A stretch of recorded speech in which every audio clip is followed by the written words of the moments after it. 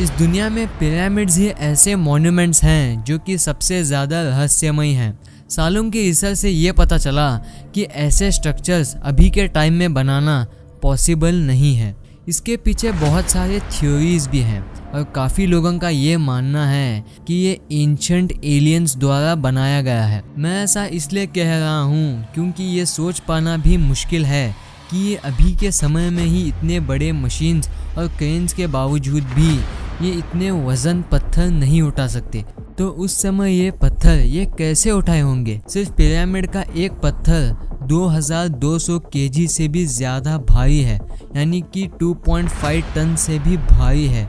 इसलिए लोगों का ये मानना है कि उनके पास उस समय ऐसे मशीनरीज आ गए थे जो उनका काम और भी आसान बना दिया। इन सभी पिरामिड्स में से खुफू पिरामिड ही एक ऐसा पिरामिड है जो कि इंसानों द्वारा बनाया गया सबसे लंबा पिरामिड है, जो कि 3800 साल से भी ज़्यादा वक्त तक ये खड़ा हुआ है। सिर्फ इतना ही नहीं, ये एक पिरामिड 2.3 मिलियन पत्थरों से बना हुआ है और ये इतना एग्जैक्ट बना हुआ है कि ये इंसान के बाल भी इसके अंदर नहीं जा सकते।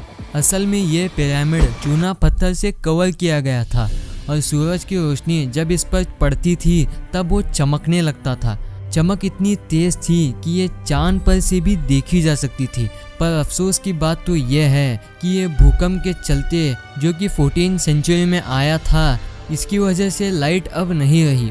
और एक बात है जो कि इस पिरामिड को यूनिक बनाती है, वो है इसके पैसेजेस जो कि ऊपर और नीचे दोनों तरफ जाते हैं, ना कि दूसरे पिरामिड की तरह। सिर्फ इतना ही नहीं, ये पिरामिड हमारे धरती के मास के सेंटर में है और यही बात इसे बहुत अजीब बनाती है और ये बताती है कि उस समय के लोग कितने स्किल्ड थे और उनके पास इतनी टेक्निक्स थी। लेकिन आज भी साइंटिस्ट इस बात से इनकार करते हैं कि उस समय इतनी मशीनरीज और टेक्नोलॉजीज नहीं थे कि ये इतने बड़े पिरामिड्स को खड़ा कर दें। काफ़ी साइंटिस्ट और लोगों का ये मानना है कि ये पिरामिड्स एलियंस की मदद से बनाए गए हैं, क्योंकि सिर्फ पिरामिड ही नहीं, स्टोनहेंज और ईस्टर आइलैंड्स भी ऐसे मिस्टीरियस स्ट्रक्चर्स हैं जिनकी मिस्ट्री अभी तक अनसॉल्व्ड है। और उस समय ऐसे जीनियस स्ट्रक्चर देखने से वो इम्पॉसिबल लगते हैं।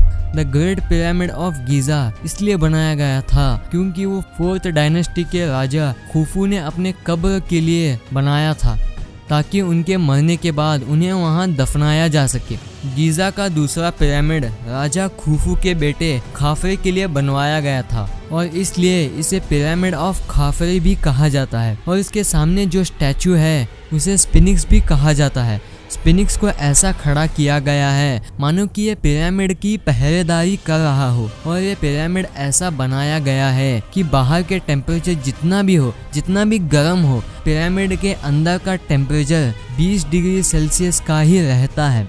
पर ये पिरामिड बाहर से जितना अच्छे लगते हैं, अंदर से उतने ही रहस्यमय है।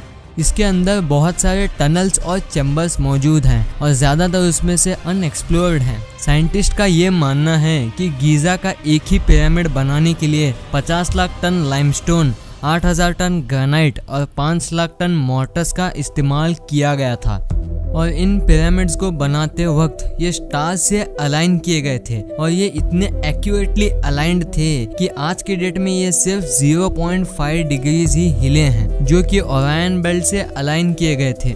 अगर आप पिरामिड के लोकेशन का कोऑर्डिनेट लेके उसे मीटर्स में कन्वर्ट किया जाए और लाइट का जो स्पीड होती है उसे मीटर्स में कन्वर्ट किया जाए तो वो एग्जैक्ट सेम नंबर आएगा जितना पिरामिड का मेजरमेंट है। शायद एंशिएंट सिविलाइजेशन के लोग ऐसे सुराग छोड़े हैं कि मानो वो चाहते हैं कि हमें ये पता चले कि हमें वो कुछ कहना चाह रहे हैं। कुछ थियरिस्ट ये कहते हैं कि वो एंशिएंट सिविलाइजेशन के लोग स्टार्स को देखकर ही वो नॉर्थ और साउथ पोल का जायजा ले सकते थे। और 2013 में आर्कियोलॉजिस्ट को इजिप्शियन डेजर्ट की वादी अल जफ में 4500 साल पुराना पेपरस मिला, जो कि हेराटिक में लिखा हुआ है। पेपरस इजिप्ट में पाया जाने वाला पौधा है। पहले इसे कागज जैसा मटेरियल बनता था और लिखने के लिए भी इसका ही इस्तेमाल किया जाता था। इसे दुनिया का सबसे पुराना पेपरस भी कहा जाता है और 4500 साल पहले इसे लिखा गया था।